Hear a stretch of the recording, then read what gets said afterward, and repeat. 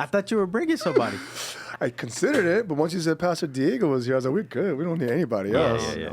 I texted him yesterday. I was like, hey, like, are we good? Is it just you and me? Okay. I was like, did you want me to bring somebody? He was, oh, Pastor Diego's going to be on. I was like, He was like, oh, we I said, we don't need to bring anybody out. We're all right. You're too nice. So, yeah, man. Did you work out today? I did. Okay. I worked So what is out. that? What's a workout for you? It's just tonal gym. Mm-hmm. I usually work out either between like 10 to 11 or like 2 to 3, depending on like just other things. And then I do some stretch. I've been stretching too. Yeah. I stretch every night now before I sleep. You sleep better? I sleep way better. Yeah. But I'm 35, right? Mm-hmm. But I'm starting to, for the first time since last year, my body just feels stiff. Like there's like a stiffness to my lower back if I don't stretch. Yeah. So it's like my dad stretches he's been doing this since since I remember as a kid. He stretches, works out. Yeah. But I was like, why are you stretching, Dad? And now I'm like, doing all these stretches. Yeah. So I stretch for like 20 minutes before I sleep too. Is it guided or you just kind of do it? I just have my own, Got certain exercises, certain stretches. And when I stretch, I just knock out. Like, it's just gone after that. That's great. Yeah, I have a Peloton, and they have all these different things that you can do. So I take their stretch classes. So they have different and some of them is harder than working out for me. Yeah, It's stretching's like- intense. Yeah, like different poses, and you got to stay in that pose. And I'm just like, oh, I'm sweating so much from just it being in this pose.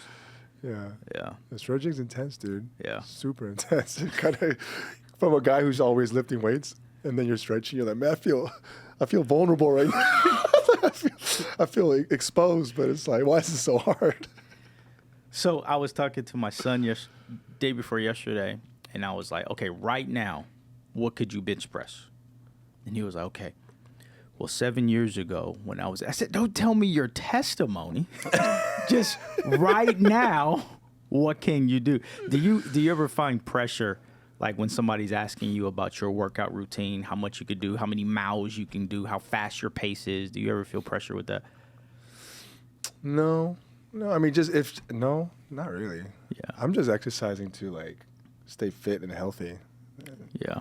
And then it's just for my mental. It's just everything feels. I'm just dialed in when I'm exercising. Yeah.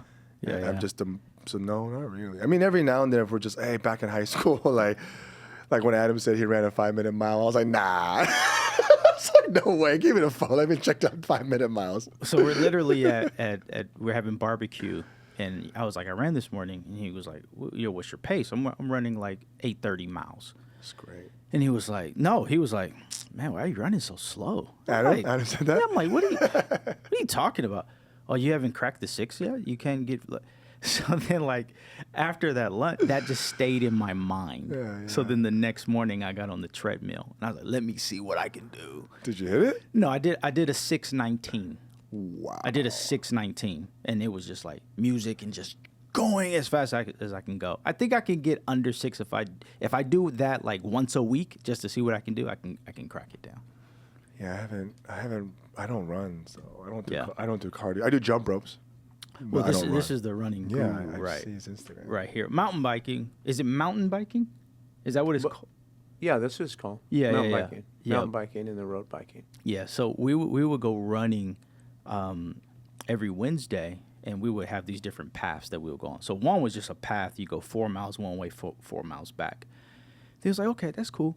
Let me take you on my bike trail. So we would go up the bike trail, and he would just keep talking. And if I wanted the wisdom, I had to stay at that pace. And I recognized I just must not be ready for that wisdom yet. So he would just run all the way up. And then he would come back down, get me, and then run with me back up. Like, just a beast. We called that hill the 10 Commandments. Remember that? Yeah. We called that the 10 Commandments. Is that a daily? Are you pretty much out there every day or 3 times a week? I work out 6 days a week. Wow. So my day off is Saturday. So it's real structured, like you just said, 10 to 11 or 2 to whatever, 3 or whatever, 1 to 2. So yeah, it consists of about 4 to 5 days of biking. Sometimes that could be road, but I'm mostly a mountain biker now, and that's 1 day a week of running and 2 days a week of swimming. No weightlifting. No, my entire life I've never been a gym rat. I hate the gym. Such as health, mental health, clarity, spiritual health. As you do all those exercises, it helps you just. Well, yeah, I mean, like some people work out because they have to. Some people work out because they want to. I'm the want to. You love it. I love it. It's addictive for me. It's very addictive for me. Yeah. So I can, even at this age, I'll get up and I'll swim 1 mile, a little, if it's 50, we do meters now instead of miles.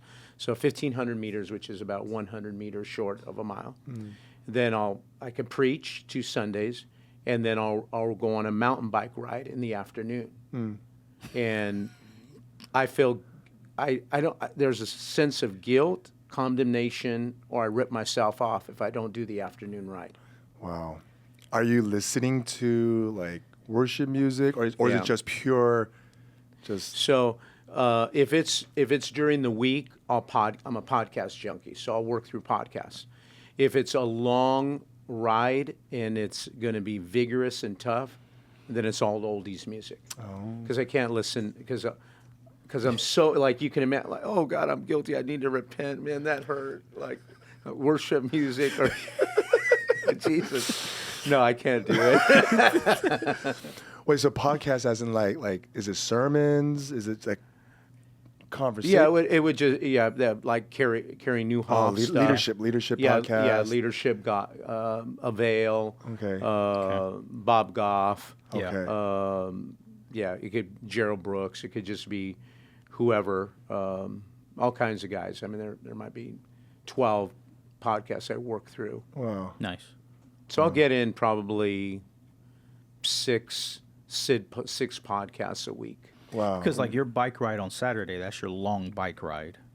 Yeah, so that one, like that's a minimum of 3.5 hours, 4 hours. Wow. Sometimes on the road I'll shoot for 5 hours, and that's like 5 hours is like 8,300 feet in elevation and climbing. So there's three types. There's 3 types of mountain bikers. There's your radical downhillers. Those are the guys with the big springs in the middle. They have full. It's the adrenaline. They just want the adrenaline. They the just excitement. It's the Red Bull kind of guys. Yeah. Then you have trail riders. These guys fire roads. They like up, but they like down. Then there's my kind, which are cross country guys. All we want to do is climb. We want to find the biggest mountain and climb it. And downhill doesn't really matter to us. It's the challenge. It's the the challenge. exercise. Yeah. It's the I It's to accomplished and overcame. look at what the pace you're keeping. Look at the elevation steepness at that time. Go back and look at on Strava how many people did it and have you beat them. And Sounds like a church planter to me. Sounds like a senior pastor overcoming just monsters and bears and lions. there you go.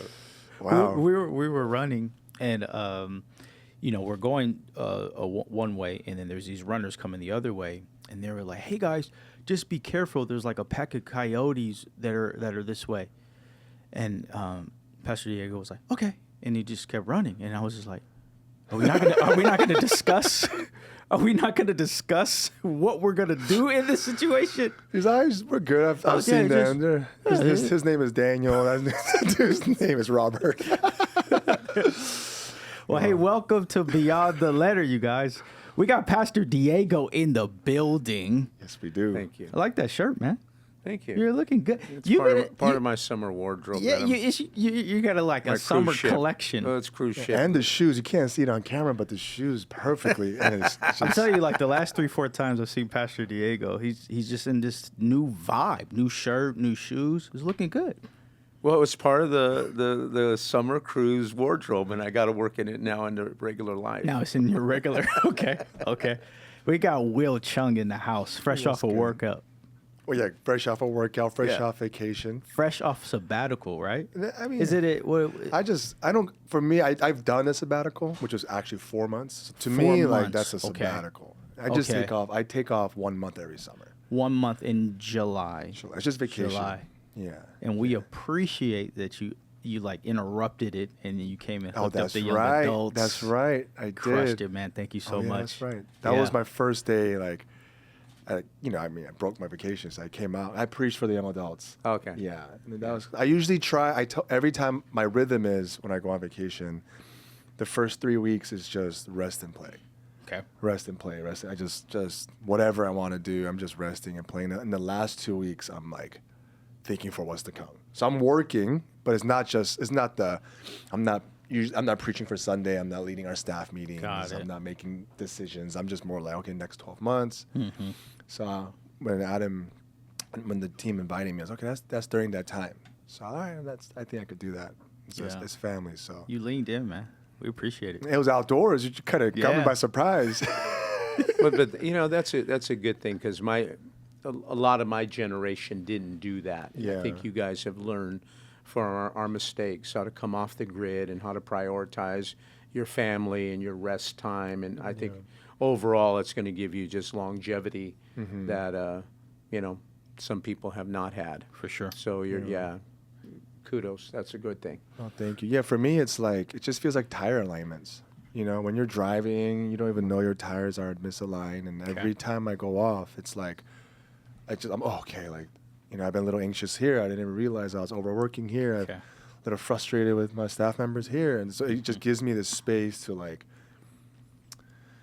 just like the nutrients in the soil need to be replenished. Yeah. No matter how much seeds you put in it, if there's no nutrients down there, it's not going to do anything. When I rest, I feel my soul being replenished. And then when I come back, the things that God deposits has something to hold to. And I have these resources inside of me. So the Sabbath rhythm and vacation is as sacred to me as preaching and praying. Man, I was on the phone today with one of my brothers, and I was like, the most holy thing I did yesterday was take my daughters to the mall. Like, because there was so many things I was trying to get done. We was in Corona for this, and then I had to make this phone call. I had to have this meeting. I had to jump this, and I got a plan for this, blah, blah, blah. But I had told my daughters I was going to take them to the mall. I didn't say I was going to take them yesterday, but I said, I'm going to take them to the mall. So then I just interrupted the middle of my day and just wouldn't grab my girls, and we just had fun. My daughter Faith just turned 13. We just gave her a cell phone. Ooh. Just gave her a cell phone. So she texts me. This is new. She texts me. She was like, Dad, which shoes are better? So like she just speaking my love language. So I'm like, oh, because she has some birthday money. So I was like, you should get these. She was like, yeah, can you take me? So I was like, I'm going to take you. So we went yesterday. So I was ready for Foot Locker. We go to Foot Locker, and I'm excited. We want these, oh, those are fire. Great. And then she was like, Dad, can we go to Ulta? Ulta. I'm not. Nancy, what's Ulta? Is that makeup, skincare? Oh, right? okay. So you found out yesterday what it is. Not like. Well, I know Ulta. I just never been in. So like anytime Erica goes into like Sephora or something like that, I'll find the nearest male shopping experience. I'll meet you, right? So now Faith, this is new. Hey, can we go to Ulta? Yeah, right.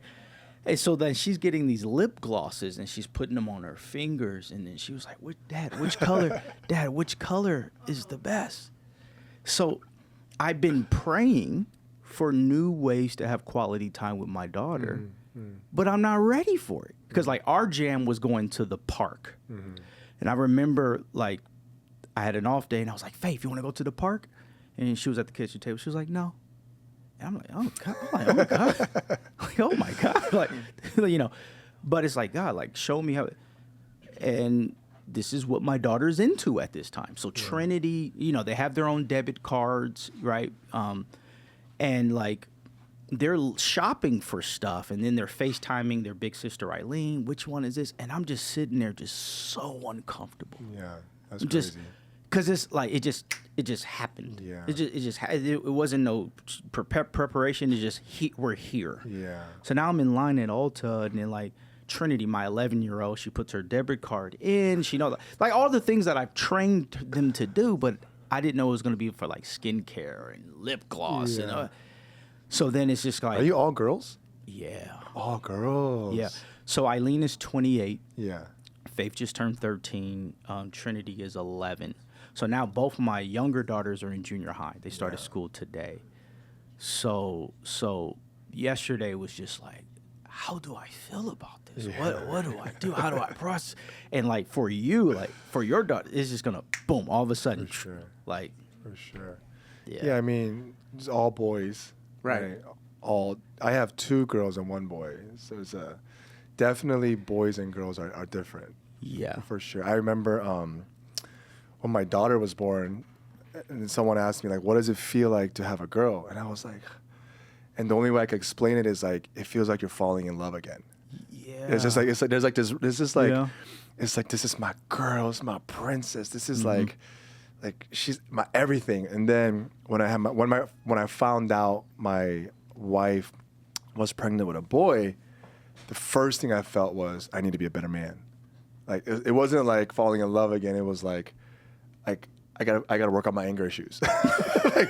like I gotta be a better person. My work ethic needs to be stronger, right? So it's just I'd imagine by the time my daughter gets already, when she tells me like, oh, she's only 6, she's, oh, Daddy, this boy told me he has a crush on me. I was like, he doesn't have a crush on you, sweetheart. He doesn't know what that means. He was crushing Candy, and you misheard that. But it's happening, and this exposes our children to. So she the has world. like the internet access, social media. So we got it for her birthday, and then we asked her to put together a phone agreement Sure. on what she thinks is best for boundaries, and then me and wife will review that, add to it. But I want to know how she's thinking, how she's processing, and I just say, hey, make sure you include in your agreement how you're going to pay for it. So she put this. I wish I would have brought the list. I didn't even think to do it, but she was like, I can't have the phone in my room. The time every day to be off my phone is 8:30. Okay. You could check my phone at any time. Ooh. The way that I'll pay for my cell phone bill is helping you edit your podcast. So like Okay, she's putting her to work. so well yeah, I mean She's putting herself to work. yeah, Smart I mean girl. yeah, and I think it's healthy this way because it's like I can tell them, but I won't know what they think. Sure. So it was interesting. She left it on the kitchen table, and me and my wife were reviewing it. We're gonna go into negotiations, and but we told Faith and Trinity, we said if you don't have social media through high school, when you graduate, we'll give you $1,000 each. They're like, agreed, and we'll just see how that goes, and if they come back, we're like, we'll give you $1,500, whatever. Yeah. But have you heard about the Surgeon General saying that they want to put labels on cell phones and social media accounts for the danger of teenagers? Oh, I mean, they should. Yeah. Yeah. So that's happening now. Oh, yeah. But yeah, I didn't recognize, because time is happening so fast. Like, I'm already here. Like my daughter has a cell phone. My daughter's Yeah. texting me now. So Yeah. yeah.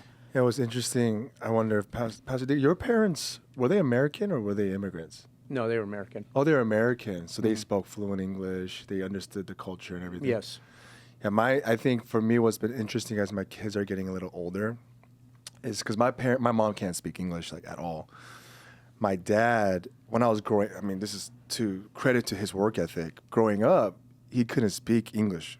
Okay. And then when I moved out the house, I mean, me and him lived separate since I was 15. And even up until I was 15, his English was broken. And then recently, I'm like, when did you get fluent in English? Like, when did this happen? It's been all these years.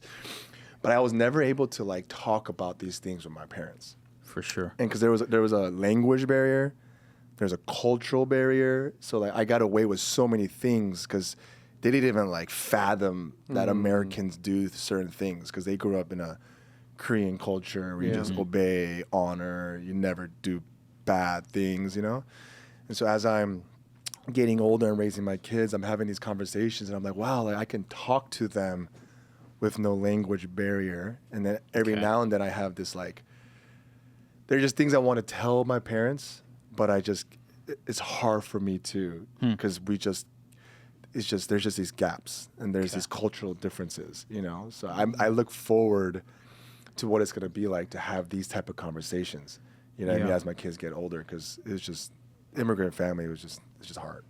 Yeah, because people ask me as a girl dad, okay, when are you going to let your girls date?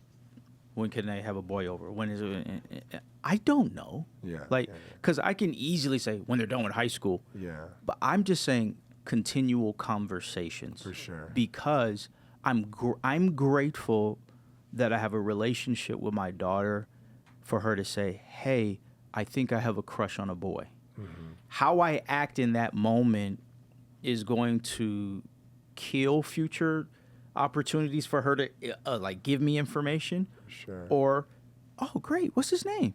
For sure. Oh, cool, what do you like about him? Yeah. Oh, what? Now, what is a crush? Just like curiosity. Like, what's a crush? Like, sure. you know, and those continual conversations with parents will help when they because like we're raising future adults. Mm-hmm. Like I'm not raising a 6th grader. Like I have to look at Trinity like, okay, you are an adult in training. Mm-hmm. So how do I so she's at Ulta and then somebody asks, the cashier says, do you have an account with Ulta? And then she looks to me. No, answer her.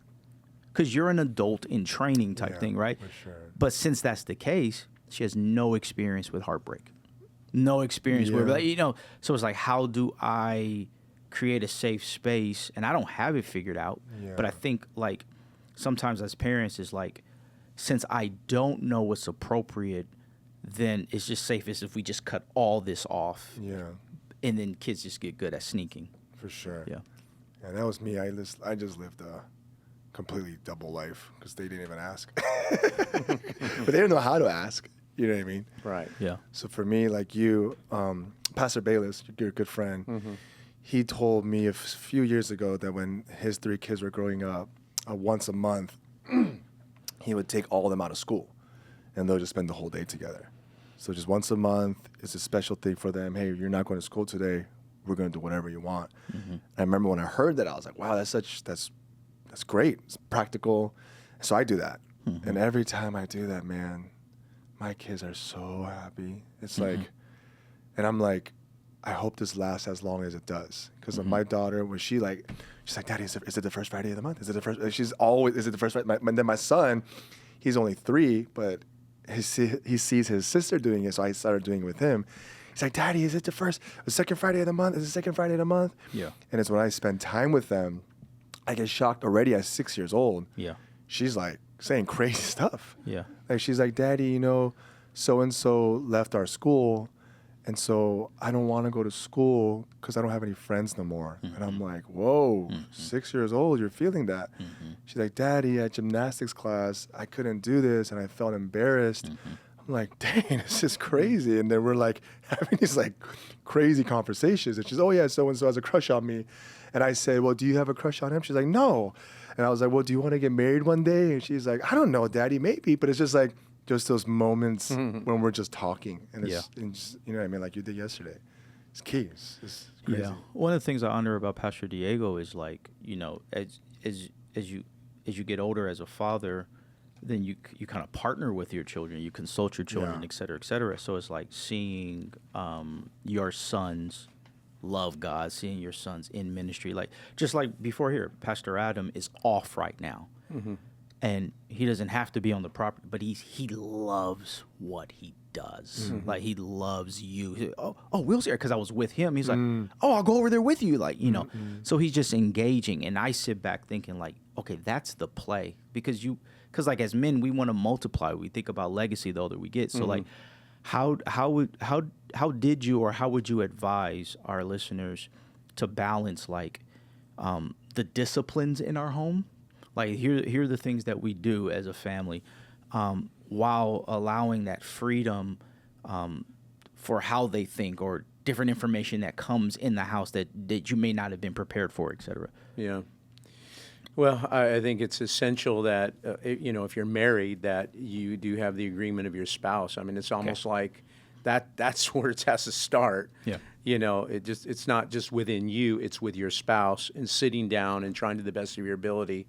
orchestrate what our lives are going to look like. Okay. What is the atmosphere of our home? How are we going to raise our kids? What do holidays look like? How are we going to spend vacations? What are we going to do? Sure, there's going to be, that whatever 10% that's just spontaneous and off the cuff and unexpected. But you know what? 90% of this is well thought out. Okay. How are we going to spend our money? How are we going to pay off the debt? And then it merges into the relationship with the kids. Okay. It merges into how are we going to take care of how do you see your mom as she ages? How do I see my parents as they age? Is that something we're going to bring into the home? Is that something we're just going to take care of outside of the home and pay someone?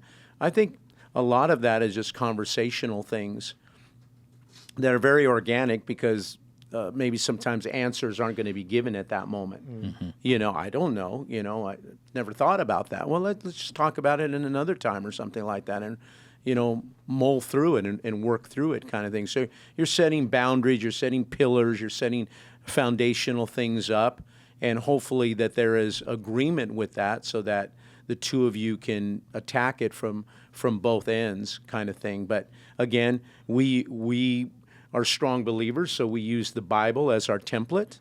So, we want to make sure that everything we are doing there is not violating Scripture, plain and simple. We want to have learned maybe from others and maybe even learn from our parents what they did wrong or what they did right, and bring that in to it. Okay. Who needs to relive a failure again? Borrowed expertise, whatever words you want to use. So that went into our areas. We never really personally tried to follow trends. Okay. Or the hippest thing or the latest thing.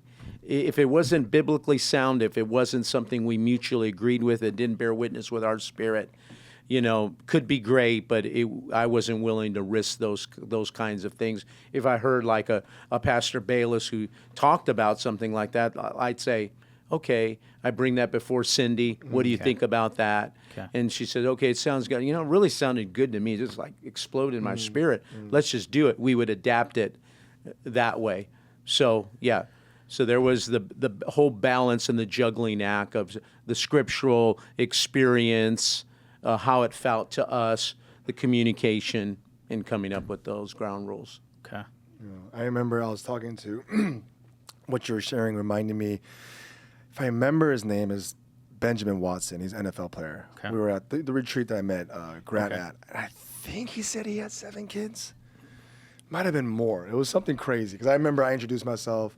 So I have 3 kids, and everyone's, it must be hard. And then Ben went, he was like, I think he said 7, maybe even 11, something crazy, right? And as a new dad, at the end of the retreat, I went up to him before we left. I was like, hey, man, if you just give me one advice as a new dad, as a young father, what would it be? And he just stops. He looks at me. He's like, just love your wife, bro.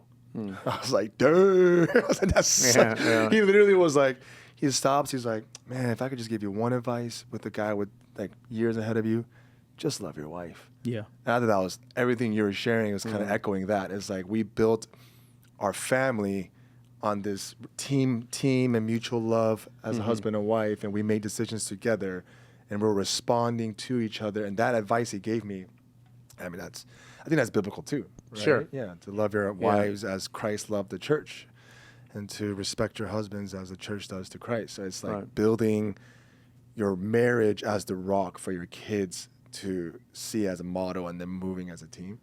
But that was great wisdom from him. Yeah, I just looked it up. He has 7 kids. The 7? And so it's interesting. Yeah, so interesting that he's saying, okay, how do you be a better parent? Love your wife. Yeah, that's literally you what know. Hey, give me wisdom on disciplines versus teaching your kid how to think. Agreement with your spouse. So it's like it starts with how am I as a husband? Yeah. How is she as a wife? How is the partnership? How is I'm looking at our marriage like a family business? Mm-hmm. So then if our kids are going to inherit this family business, what are the values? But if we're not in agreement on demonstrating those values, then our kids could be confused. Mm-hmm. So that's what I'm picking up, and I think that's wise.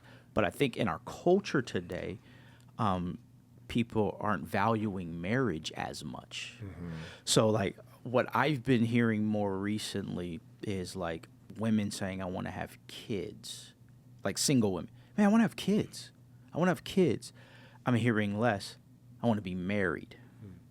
Right? Like, so it's like, I just see it changing. And also it's like, in the Christian space, it's like, I'll talk to single men and they're like, man, there's just not no Christian women out there. Or I'll talk to Christian women. Man, there's just no guys out there, you know. So it's crazy how like the people are there, but it seems like people are just missing each other. Are you seeing that in your community? For sure, I am. I think people are getting married later. I think with the digital age, people are not interacting as much in person, so people are meeting strangers online. Yeah, I mean, for sure. I think being a pastor to young people, it's, from my community at least, it's not that people don't want to get married. Okay. It's that they're having a hard time finding someone. Okay. Like, I'm finding people who want to get married. They're in their 30s or even 40s, but they just haven't been able to find someone that loves them or they love.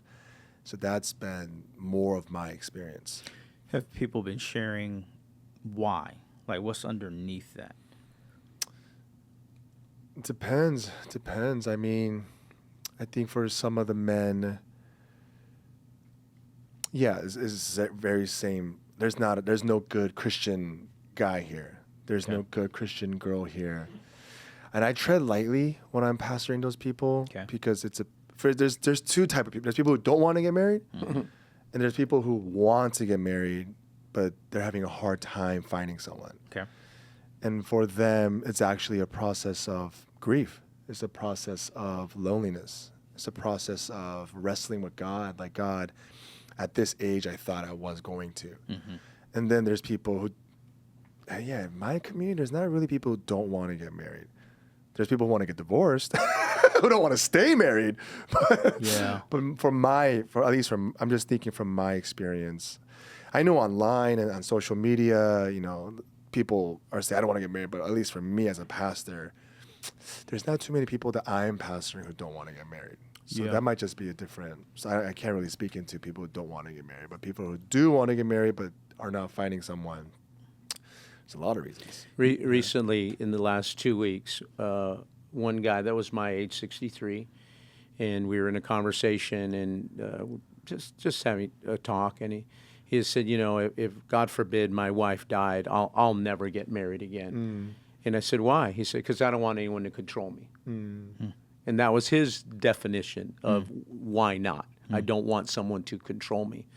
Then I was in the gym getting ready, and there were two guys talking, and they're talking about marriage. And one guy told the other guy, you know what, I want to get married one day. And the other guy said, what a fool. Why would you ever want to get married? What do you need to get married for? What do you need to get married for? So I think there's this hurts, there's misconceptions, there's been bad exampleship. And so that's what, you know, is deterring a lot of people. But, you know, I've often thought, I've thought about within the church doing a Christian meet and greet kind of thing, where it's so structured and so organized. And I know I've heard it because I've had this in my heart for a long time. There's, you know, the legal ramifications or just other things like that because of what you just said. It's so hard for us to meet people kind of thing.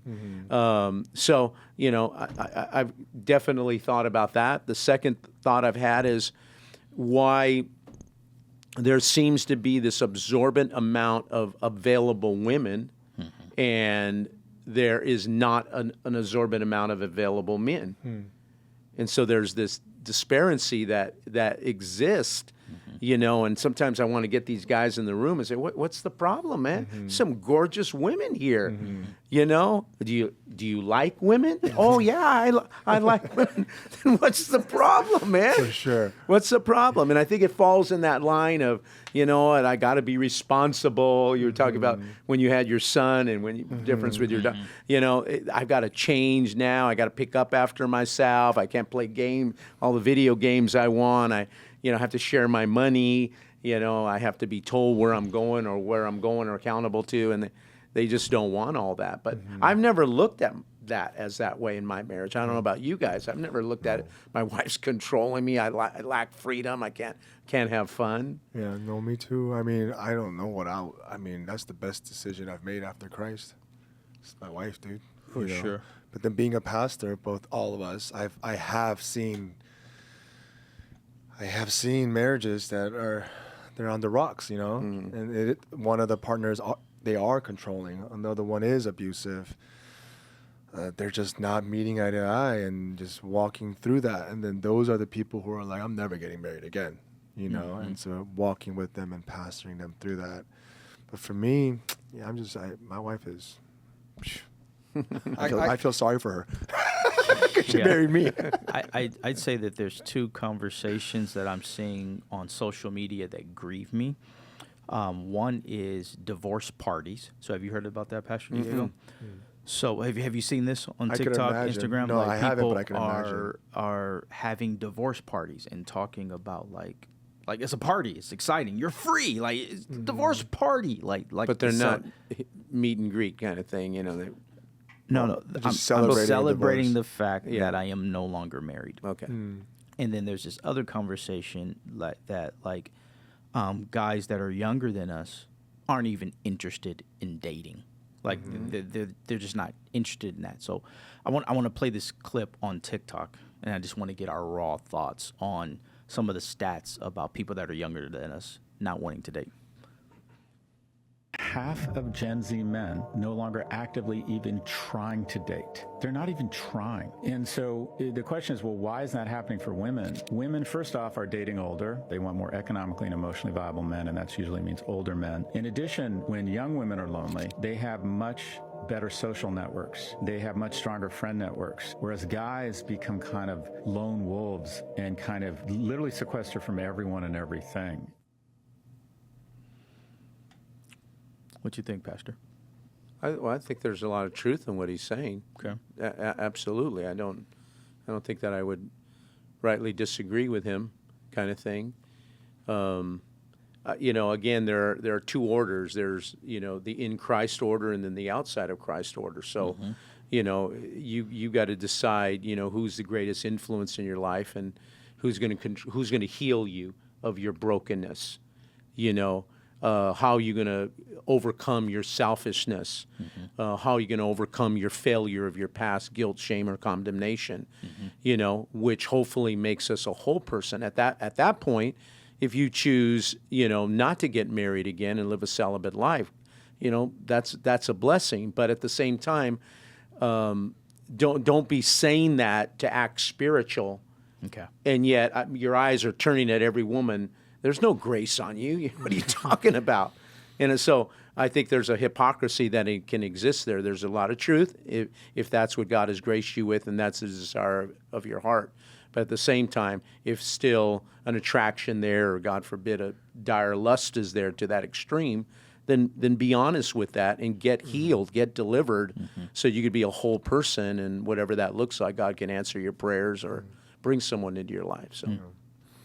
I was thinking, well, one, I don't know if that's true because he's just saying really absolute statements regarding Gen Z that like all Gen Z don't want to get. Because I don't know if that's true. I understand what he's trying to say, but as he was sharing that, I thought to myself, I think we're in a culture where it's like humanism, right? Okay. There was like rationalism, there was post-millennialism, post-modernism, and like humanism is like the absolute is human flourishment, right? Is where humanity is at the center. So anything that's not for personal fulfillment and personal flourishing is not healthy for you, right? So there's some truth to that, right? Love, love the Lord your God and love your neighbors as yourself. So there is some proper self-love. Okay. I think if this is true, I think maybe millennials and Gen Z, because there's such an emphasis on self-love, there's such an emphasis on boundaries and such a lack of emphasis on self-denial, a lack of emphasis on covenant versus contract. And so I think if that's the case, you're going to start to center every relationship on what's best for you. You're going to start making decisions based on your personal flourishing and fulfillment and not the fulfillment of other people in your life. While I think generations before, there was emphasis on self-denial and suffering and hard work and keeping one job for over 10 years, 20 years, 30 years, being married to one person. Even though if you weren't Christian, there were certain Christian values that actually were permeating into our culture. So if that is true about Gen Z, I can see maybe some of that has infiltrated the way that they see people. Now they see relationships and marriages and partners as personal fulfillment rather than the gospel and covenant relationship. Because I see, like, Tim Keller says it something like this, like, you know, a marriage is a covenant, not a contract. Because a contract is, I will fulfill my role insofar as you fulfill your role, right? I will play my part insofar as you play your part. And the moment you don't, I'm out. That's a contract. Yeah. A covenant relationship is, I will fulfill my role even when you don't. Yeah. Because I am fulfilling the roles that Christ has done unto me. And I will imitate Christ in this relationship. So if you don't have this understanding of the gospel and of Christ-centered marriage, from the time even when you're young, you're going to see every relationship as, is this person going to fulfill me? For sure. Rather than, is this a person I can love and I can give myself to? And so, yeah, that was interesting. I don't know. I don't know if that's true that Gen Z is not, they don't even want to get married. But if that is true, it makes sense. I think porn plays a big part of that, self-gratification sure. in porn. Why do I need a relationship? Kind of thing. I'm being self-fulfilled, as you said. But I'd like to ask you a theological question, just to see where you come with it.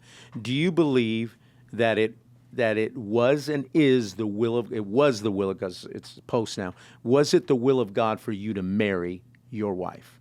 Was that God's will, or was that something you desired, then it became God's will?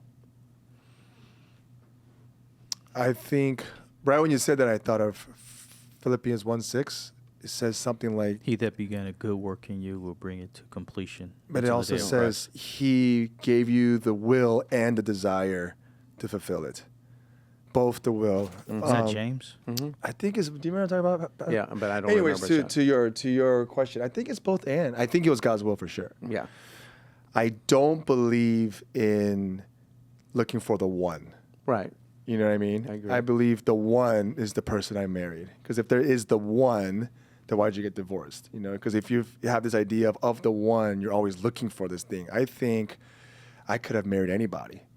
But the moment I'm married, that is the one. Sure. Yeah. So, yeah, I believe it was God's will for me to marry my wife, but I believe God's will is in conjunction to my desires. So God has put a desire in my heart to marry my wife. So both. Yeah, and I think that's a great answer. Yeah. I just think that people that maybe want to remain single, again, if that's the grace on you, but I don't know that everybody is praying that prayer. God, is it your will for me to marry? Is it your will for me to remarry, God?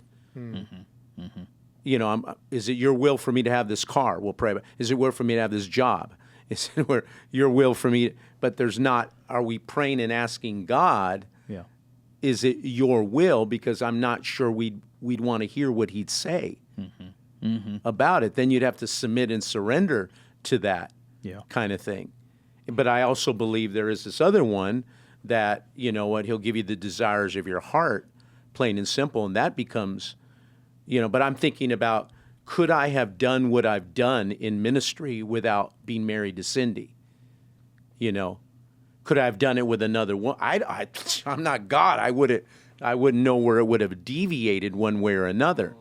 But I know probably I wouldn't have been able to do what I've done to fulfill the will of God up till now without this mate in my life. Yeah. So what else could be on hold? What else could, you know, be hindered or hampered if that isn't not done? Yeah, and it was Philippians 2:13. It says, "For God is working in you, giving you both the desire and the power to do what pleases Him." Yeah. Yeah. So to will and to do His good pleasure. So He gives me the will and the power to do it. But I was thinking, but just anyways, just random. But then the whole other future is the future of AI, in what that's going to bring in relationships. AI's going So crazy. it's going to postpone. Forget about marriage.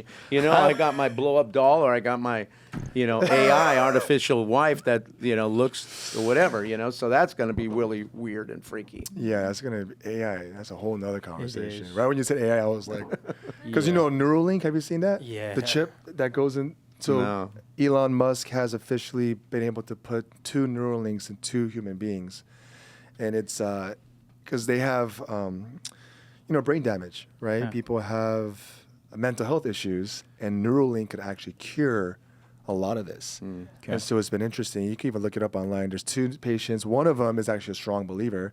He actually talks about his faith, but it's a chip in his brain.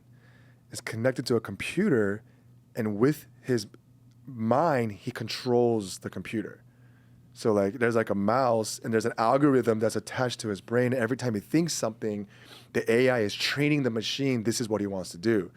So he's just sitting, and because he can't move, he's I think he's paralyzed. I don't know exactly. Yeah, he's a paralytic. Paralytic, and he's thinking, and the app opens, and he's reading the Bible, and then he's playing a game, and he's moving it with his mind, and it's wild. And then and Elon Musk was saying, even with nerve damage now, people who can't move their arms, real soon Neuralink is going to be able to. Now you have full control over your. So, anyways. Yeah. I had a question for you guys because this conversation is absolutely riveting, by the way. It's about kind of this whole dating thing. I can confirm just from my experience in youth ministry that Gen Z thing with males, that they are lone wolves, that is so true. Young men who are Gen Zers right now are lone wolves. Like, they really are, because a lot of the issues I see them encounter, I go, you don't have no friends? Like, they don't really build a foundation. So when they dive into relationships, that's their only and closest relationship is that the person they're dating. And it ends up being really destructive, But anyways, I could affirm that just from experience, anecdotal Makes stuff. sense. COVID. Yeah, COVID. Games online. Yeah, gaming at home, online and school online communities in general just totally devour their time. But I want to ask you guys this question because we're talking about how people miss each other. And I was thinking about seasons of growth that people go through. Like, we see men come to church and engage in church seriously once they have a family because they feel the weight, responsibility to get that part of their life figured out spiritually. And then they may exponentially outgrow their wife or whatever. And you guys are all in ministry. And I was just thinking about this dynamic. Pastor, you've had thoughts about this, but how it is to be in ministry and to have insane repetition of conflict resolution, event coordination, like everything that is ministry and pastoring. And then maybe if you don't do ministry with your wife full time or just the seasons of growth, you may exponentially grow in certain areas apart from your partner. And I think that's kind of the common thread. Can you guys talk about that dynamic with your life, however much you're willing to share, about outgrowing your spouse in areas that you feel like, oh man, I've gone too far, I've gone too curt? Because we have a conflict resolution. It's simple to me. I can easily solve conflicts now because I do it dozens of times a week. Versus civilians, I've been using that term. Like, civilians don't do that. They don't plan 2 events per month. They don't deal with dozens of conflicts sometimes per week, right? So can you guys talk about, is that clear to you guys, just that dynamic, and how is that? Because I feel like that'll kind of bridge the gap on how people can be more self-aware where they're at in their season, maybe a season of growth or a season of assignment that caused a lot of growth, whereas your partner may be in a different individualistic journey where they're not going through all that same stuff. And how have you merged that? Yeah, I would love Pastor Diego to talk about that, because we recently took some people to lunch, and you were actually talking about that very subject.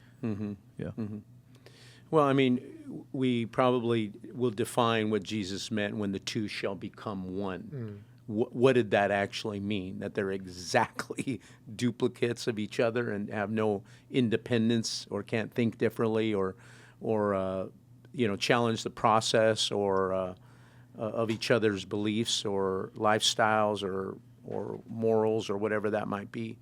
I think you can have total agreement yet be different. Okay. And I appreciate teachings of compatibility. But at the same time, I appreciate teachings that say you don't have to be completely compatible. I think you're compatible on the foundational stuff, Okay. biblical foundation, high morals, parenting, loyalty, faithfulness, honesty, trustworthiness. But whether you like scary movies and westerns and action movies and we won't watch those same things. You like white walls, I like purple walls. Okay, that doesn't matter, kind of thing. You're a book reader, I hate books, kind of thing. I don't think that we have to have the same along that line. But if you have a controlling nature within you or a perfectionist nature within you, you're going to strive for that. And it could lead to a divorce or a lot of arguments. And so maturity has to come in to say, what do I value? Do I value that foundation that we talked about more than, I've always said, growing up as a Mexican, Will, we like chorizo. Now, I don't want to say all of us, but we grow up with chorizo. Well, I think my wife's made me chorizo once in 41 years because she doesn't like the smell of chorizo. There's too much grease, and she doesn't like that grease hitting her arm, and the pan is messy. So I could say, you know what? I got to find me someone who makes me chorizo. Chorizo is the rule breaker, man. Or I could say, who gives a care about you? I'll just go buy it somewhere. Eat it, make it myself. So I think that has played a part. And, not ignoring your spouse, but like we talked about in the beginning of the show, like putting concerted time to a conversation around growth. Do you feel like we're growing apart? Do you feel like we're growing together? What are we then doing outside of our independent lives? What are we doing together? The interests that we're doing together, the likes that we're doing together, the projects that we're doing together. So we could still remain independent, but yet we still have something that we function in together. So this last week, Cindy says, you know what? I really liked playing Scrabble when we were young in our marriage. I want to play Scrabble again. Well, I didn't tell her I don't really like Scrabble, that I did it because, you know what, I liked her a lot back then or something like that. Yeah. But it's something that I need to do. Yeah. So it's a give and take. She'll give somewhere else, that kind of thing. So I would think if you ignore it, you can purposely grow apart and drift apart. Yeah. But if you're purposeful and intentional and want to make this one of your life's goal, then you'll put the time into it. Yeah. Yeah. I would say, submission gets tested when there's disagreement. I don't know if my wife submitted to me unless she disagrees with a call I make. So it could just be so far she's agreed with all my decisions. But once I say, hey, just like, for example, when Colin started dating Eileen, it tested our marriage on how the Levy's parent an adult child that still lives with us. So getting to agreement in the form of how we're getting to agreement or the patience of getting to agreement exposes the values or conflict resolution in your marriage. So then if the way I would describe it in marriage is like as a campus pastor, if somebody said like, hey, how's Patriot Pomona doing? Man, it's healthy. You didn't ask me how Patriot Pomona's Generosity Center is doing. You didn't ask me how the youth ministry is doing. So there's different departments of the organization. And sometimes I think in marriage, there could be a department that's struggling, and now we say the whole organization struggling. So in marriage, okay, we may be struggling with our parental decisions. That doesn't mean the marriage is unhealthy because we're with each other for the long haul. So in our parental department, we got some managerial issues here. Our sex is still great. Our prayer is still great. We're going on vacation, blah, blah, blah. And we're working out this department. That's but really I think sometimes in relationships, people equate, since we're not figuring this out, the whole marriage, I don't know. No, we're in this for the long haul. And I think those disagreements over time, like Pastor said, like leaning into those and not necessarily feeling the pressure that I have to resolve this now. Yeah. It's a marathon. Yeah. So one of the things that my wife and I try to do is, let's say we disagree about something, we fight about something, et cetera, et cetera. We have the ability to put this argument on pause, pray about it, and then revisit it. We don't have to continue hashing it out until we get, because now that issue can encroach on other departments of the marriage. So I think for young guys that are lone wolves, maybe haven't seen friendship or relationship modeled. Because for men, like I would say for me, I don't know for all men, like if it's modeled for me and I see that can help me win, oh, I'm doing that. So a lot of men don't see it modeled. So then, like when you're talking about the self-fulfillment, I want to win. People want to win. So culture is not doing a good job of showing that marriage helps you win. Now, how can the kingdom of God show that? So like I would want to ask you, you said, man, outside of my relationship with Christ, being with my wife was the best decision I've made. But I would safely assume, but I want to hear from you, that doesn't mean it's easy. Because some single people may hear that and be like, well, lucky for you because you got, no, but you can cherish something as this is the best decision, but you've had hard moments in your marriage, et cetera. So could you unpack that? Like, how could you still maintain this is the best decision, but a best decision doesn't make it an easy road? I mean, I think everything in life, Galatians 6:9 or 8, you reap what you sow, right? Do not go weary in doing good, from the right time you'll reap a harvest. And for me, life is about priorities. Okay. And you sow into your marriage, you're going to reap a great marriage. And for my wife and I think it's just a biblical principle, like the most important relationship outside of Christ is the person that you marry. And so for Andrea and I, we've had to sow and sow and sow and sow into the dynamics of our marriage. And it reaps. And sowing is not just seeds. There's pulling out the weeds. There's the plowing that's involved. That's removing things that won't let this go. And that's the fighting, that's the conflict. And to one thing Jermaine was saying, like about like pace, right? Because men, we don't bear children. So when my wife got pregnant, things slowed down for her. Okay. And typically men, not typically, but I had my kids like in my late 20s to my 30s, which is when our careers are starting to kind of take off, right? Because I've been working as a pastor since I was 18, working on my craft, serving the church, being faithful. And once I hit my like late 20s, God started opening doors. But my wife is also a working professional. She has a PhD at UCLA. She was an adjunct professor. She wanted to change the world. And what I saw her feeling was, hey, you're going on. And I remember one time when we had our first kid, I'm sure she wouldn't mind me sharing this, but I went out, I came back in, I spoke at a revival. And when I got home, she was just in the room crying. And I was like, what's going on? And she's like, this is it for me. Here I am. I'm nursing. I'm taking care of the kid. We used to preach together, travel together, minister together. You're just gone. And so for me, at that time, my job is not to be like, well, let me just do God's work. God's work is my marriage. So I was like, well, honey, my marriage is a Google document. It's a live document that's always being edited. I love that. There is no silver bullet. It is a live document that needs to be revised, sometimes month by month, sometimes even week by week.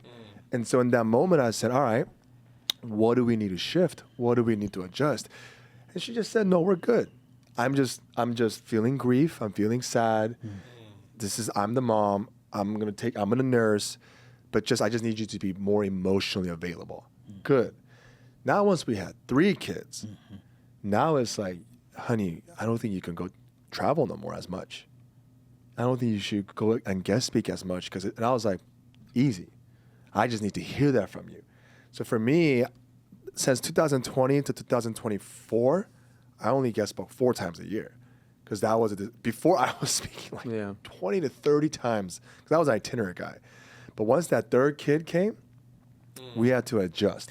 And that might be hard for a young man to hear, because it's like, well, then she's hating on me. For then sure. she's not helping me. Then she doesn't believe in me, or she's jealous of me, or whatever. And I think and talking, because you talked about being pastors, ministry is best when it flows out of being. It flows out of who you are. And who you are shifts according to seasons. And also ministry flows. I remember, I think Mike Todd said this. Your disciplined self is your best self, right? Not your free self. Because the disciplined self, so boundaries helps you. I think that's also true of your limited self. Okay. When you embrace your limitations, it acts as a prophetic indication of what God's doing. So for me and my wife, as a man, I want to go. I want to go. But I'm like, hey, I have a few limitations right now. Even Jesus put on limitations. He couldn't do everything because he was omnipresent to being just in one focal location. So for me and my wife, I've had to surrender a lot and be like, God, I'm letting go of opportunities because I think this is more important. And it's a little painful, but I know what the scriptures is telling me to do. I should lay down my life for my wife. And then this is what happens. Once my wife feels and knows I'm prioritizing her, then she flips it back in the gospel and then starts prioritizing me. So it's no longer I'm demanding, instead I'm giving, and then she gives back. So to me, the gospel love is you outserve, and as you serve, your partner is now empowered to serve you back.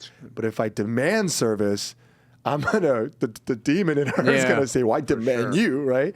I think just this embracing those limitations and then also looking at my wife and make sure, like, checking in, are we okay? Are we okay? So that's, I don't even remember what I just said, but Yeah, that's No, that's a long-winded. I was like, what did I just say? Not that you need it, but he just, Jermaine, he just said, you got to give time to that relationship if you're going to grow together. You've got to spend time with each other. I think you have to communicate with an understanding heart kind of thing. You got to come up with your plan of action, and then you got to just commit to it. That's it. This is what we're going to do. Come hell or high water, how difficult it's going to be, we're just going to commit to this. So. I love what you said about being who you are. That's when you do the best ministry. Pastor, you've been amazing at that over the years. You said something like maybe like 5+ years ago now, where in a marriage and relationships, seeking unity, not uniformity. Not just looking the exact same, but just being aligned and united is the most important. And your expressions and personal expressions of whatever that value is could look different as long as you unite. Again, no matter what we say, I don't want a mini me. I don't want my mate to be me. Yeah. I can barely handle myself, kind of thing.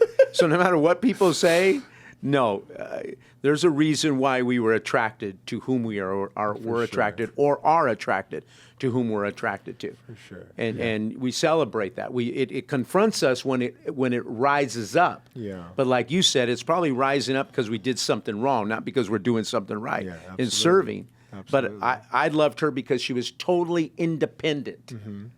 She was totally independent. It's almost like I don't need you, so I had to work harder. Yeah. My wife too. As opposed to needy. What, are you going to call me tonight? What? Yeah. You say you love me 17 times a day. Oh my God, no. Yeah. I'm not going to do that. So, now that independence as you get older can become a challenge to you if you aren't doing all these things now. So I remember when I first started coming to this Patriot now ALFC. This was 2010. Pastor Diego says, "Come to the church for a year straight and see what God will do in your life." And that was kind of like the first time as a man that I took on a challenge and I'm going to do this for God. But I thought about that because you said, ministry is best when it's out of being. But I made it out of doing and didn't know. So what happened was the next challenge, serve. So I start serving in youth. Then it's like, oh, there's a sports ministry? Start serving in sports ministry. Oh, there's a mission trip? Start going on a mission trip. So I remember that, but this is the season where we just had Faith and Erica's pregnant with Trinity. So this was a time where it's like, now I'm feeling like a Christian. I'm going to volunteer meetings. I'm serving in youth. I'm about to go to Jamaica. And I just got out of basketball practice at church. And I'm on my way home, and I'm calling one of my leaders, and we're praying. And that prayer call, lasted through the garage, and then I was walking through the kitchen, and I went to go kiss my wife, and she was like, and that moment, like, okay, how do we never have that again? Because I went from feeling like, man, I'm doing God's will, I'm a Christian, to like, you're an ant. Yeah. like Take out the trash. This means nothing. For sure. If I come home and my wife doesn't want to embrace me. For sure. So I was like, babe, what's up? Because there's something in me that thought I'm running the right place. I'm a Christian. I have a Bible in my hand. I was just praying for someone. She was like, I want a husband. For sure. I don't want a pastor. For sure. And that scared the life out of me. I never thought I would be a pastor. I never tried to be a pastor, but it was just like, she was like, I want a husband. For sure. But during that season is because we have young children. For sure. And I'm now taking this opportunity to do all this serving. Yeah. So I called my best friend at the time, and he said, Aaron, you do a lot of reading the Bible. It's time for you to live the Bible. Challenge me. So then I called Pastor Lucrece. I'm sorry, I'm going to prioritize my marriage. So after Jamaica, I'm no longer going to be in missions. I called Steve Segovia. Hey, I apologize. I'm not going to coach in basketball anymore. I called Pastor Al at that time. Hey, sorry, at this time, I'm not going to be in youth. And I took my wife to Chick-fil-A. We got burritos.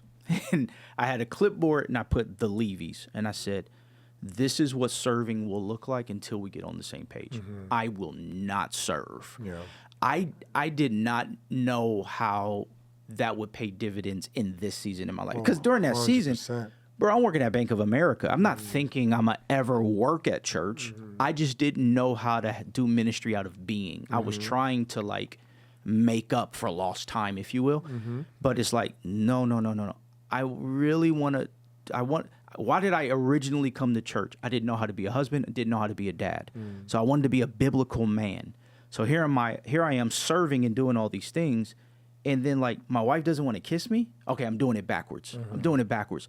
I'm gonna get away from all this stuff, and I'm just gonna hold my wife's hand in church. And I remember like, and everybody was fine with it except me. Like I remember like walking back past youth, holding my wife's hand and feeling like, man, you let those kids down. Like these thoughts that now I know.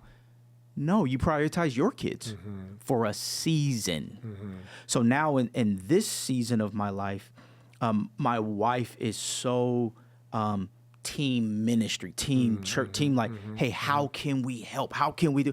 But I think it's from what you said, it's like if our partners recognize, oh, my spouse prioritizes me more than ministry. It took failure for me to get to that point. But I thank God for that moment at Chipotle. Because it's like I tried my best to show my wife. I made the phone calls. I'm not in a minute. We're just gonna we're just gonna be Christians. We're gonna do and that was a good season for me to recognize that like I don't have to do these things to please God. I just have to like receive God's love and then just be in His Word and His will, and I'll grow. I didn't meet Pastor Diego until like 2015. I had been at the church since 2009, 2010, because I wasn't there for those things. It was just like, how do I be a biblical man? I saw it in my dad, and I didn't know how to do it. So I think when values are demonstrated and they align with our partners, I think that's what keeps us. And I think that answers your question, Pastor, on like, is it the one? I don't think I wouldn't recommend a single person to look for the one. I would advise look for the values that you want demonstrated that'll complement your vision for your life, and then that will compel you to I want to love this person and help them with their vision for their life. You said a lot, and I was thinking, being a pastor is so interesting because you think you're doing God's work. But sometimes you're just a workaholic, right? You're like, I'm doing God's ministry, but in reality, you're just a workaholic. And it's like workaholism is like the only addiction we celebrate because it pays dividends for what you're doing, right? No one celebrates a drug addict. No one celebrates. Just convicted me. No, but like no one celebrates an alcoholic or a drug addict. But then a workaholic comes on your team. You're like, he's the best performing player on our team, and we celebrate their addiction. And then when you're a pastor who also happens to have that addiction, you have a hard time differentiating, am I really doing this for God? Or am I doing this for my own insecurities, my own ego, my own worth, my own sense of significance? And then the one person that smells that is your wife. Yes. Yes. That's the person that's like, listen up, Yep. okay? When we first started, your heart was pure. You were in love with God, and now you got some attention. Now you got some identity from this. You're not here no more. Like, you're here, but you're there. Your kids need you, but you're there. And that's what my wife did for me. And that's a part of my journey when I went on my sabbatical. Because I was like, I'm doing God's work, yada, yada, yada. And I realized I knew how to be a better pastor than a Christian. I was a better pastor than I was a follower of Jesus. Because let's be honest, there is a sacred call, but it's a job. It's a career, right? Because if we don't believe that pastoring is more sacred, that every job is sacred, there is no divide between the secular and sacred, every career is holy. But for some reason, this pastoring, it gets like muddy with following Jesus, but there is a difference. There is a difference, right? To be a Christian is to love, is to care, is to serve. To be a pastor is to preach. To be a pastor is to do a funeral. To be a pastor is to lead those meetings. But sometimes we can't differentiate the two, and that's when we get in big trouble. And that's you know? that's why accountability is so huge. Having people that love you but aren't impressed by you is so huge. People that can just look at you and just read your mail. Because like with that workaholic thing, like what I've seen also done is that workaholic that's performing well becomes the standard of how you perform well. So somebody that could have a great work-life balance, hey, you're lazy. Why don't you be like this guy? Yeah. But this guy crashes in 5 years. Yeah, and then they're having affairs and they're getting drunk at home because Yeah. they're so empty. And it's Yeah. so, I was just thinking, like, the worst feelings for me was when I'm preaching and my wife's looking on the ground. Because that's happened a few times. We got into a huge fight, explosive fight, but I still got to preach, and I'm preaching, and I see her like this. I'm just like, oh God, something's wrong here, Lord. And right when service ends, I'm like, honey, I am so sorry. That is a perfect image of hypocrisy, where my wife, who knows everything, is like, this guy up there. You know what? I'm not gonna make a ruckus, but I'm in pain for what he said to me last night. You know what I mean? So, but that's. Pastor has helped me over the years recognize, like, this is sacred, this is honor, the pulpit, but there is a performance element to it and how to balance it. And I would describe Pastor Diego as a master preacher. But I've studied Pastor Diego, so I've learned more from Pastor Diego of what he said before he preaches, coming out of worship, than his actual sermon. Once you're at the church long enough, then it's like, okay, he caught that. Whereas, right? So, Pastor Diego, how would you describe for preachers, or just somebody in their career? Because like I would see that you were at the height of your purpose. So it's like, how would you describe? There is a performance element, but I want to stay humble and know that God doesn't need me; He's using me, etc. Like, how do you combine that? Yeah. Well, I mean, I think Will nailed it. You've nailed it. I mean, nobody wants to be a hypocrite. Okay. And I think we start this thing off with so much sincerity, so much innocence, and so much humility. And this living, breathing organism takes over. This mistress takes over. The applause, the popularity, the exception to the rule. And you lose sight of your personality, who you were before, this mantle or this privilege or this grace came upon you. And, and you have to strive. You have to work very, very hard. Sabbaticals, prayer lives, accountability, wives speaking into you to keep you level-headed, kind of thing. But I think that I just whether it was how I was raised or what I experienced or was exposed to. I really have a fear of God. Okay. He's watching, and I'm going to stand before him one day. You know what? And that he's watching, he sees, kind of thing, So if there was for me and Cindy, like you and Andrea, an argument, a fight, I couldn't enter into the holies of holies. I couldn't touch the mantle of God. I couldn't pray and expect God to bless my words and use me if I didn't get that thing right. I would feel like a hypocrite. I'd feel like a hypocrite. So that was always huge for me, So I just tried to repent quickly, and I tried to talk it through, and don't let the sun go down upon your wrath, and get it right. Because if I just, because you could fake it, or God will just be merciful for a period of time. Okay. And that's the problem, is you forget what you did wrong because you've gone so long with God's favor and blessings. It's like there's a leak in the roof and it's right above me, and so you go on the roof to try to find it. Well, the leak is not literally above you. That's where it's showing. The leak on the roof could be on the other side of the building, kind of thing. You can't put two to two together sometimes, and that's kind of the deception. And so, those things have just kind of been with me. Okay. Yeah. Yeah. Because I think that carries over to whether you're a pastor or whether you're a young guy or gal and you're pursuing your career. But what you were saying earlier, just seeking God's will. And the more we fear God, the more we're going to want to be in his will.